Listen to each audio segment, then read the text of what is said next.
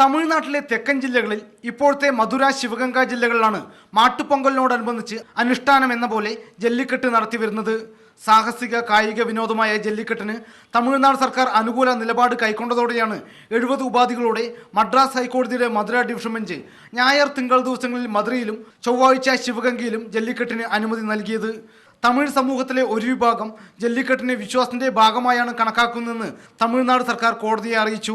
ജല്ലിക്കെട്ട് നടത്തിയില്ലെങ്കിൽ ദൈവകോപം ഉണ്ടാകുമെന്നും അതുവഴി മേഖലയിൽ വരൾച്ചയും പ്രകൃതി ദുരന്തവുമൊക്കെ ഉണ്ടാകുമെന്നും ഇവർ കരുതുന്നതായും സർക്കാർ സത്യവാങ്മൂലത്തിൽ പറയുന്നു. അതുകൊണ്ട് തന്നെ ജല്ലിക്കെട്ട് നിരോധിച്ചാൽ അത് ക്രമസമാധാന പ്രശ്നം ഉണ്ടാക്കുമെന്നും സർക്കാർ കോടതിയെ അറിയിച്ചു. എന്നാൽ ജല്ലിക്കെട്ട് മൃഗങ്ങളെ ദ്രോഹിക്കുന്ന വിനോദമാണെന്നാണ് മൃഗസ്നേഹികളുടെ വാദം. എന്തായാലും ജല്ലിക്കെട്ടിനെത്തുന്ന കാളക്കൂറ്റിന്റെ തോളിൽ പിടിച്ചു തൂങ്ങുന്ന യുവാവിനെ വീരപുരുഷനായി വാഴ്ത്തുന്ന നാട്ടിൽ ഒരിക്കൽ കൂടി കാളയെ മെരുക്കുന്ന സാഹസിക വിനോദത്തിന് അരങ്ങുണരുകയാണ്. தமிழர் கூட்டமே ஆறுமை ஆறுமை ஆறுமை சபாசு சபாசு சபாசு மொட்டை ஓட்டு ஓட்டு ஓட்டு மாட்டு வலிக்க ജി പ്രസാദ് കുമാർ, അമൃത ന്യൂസ്, ചെന്നൈ.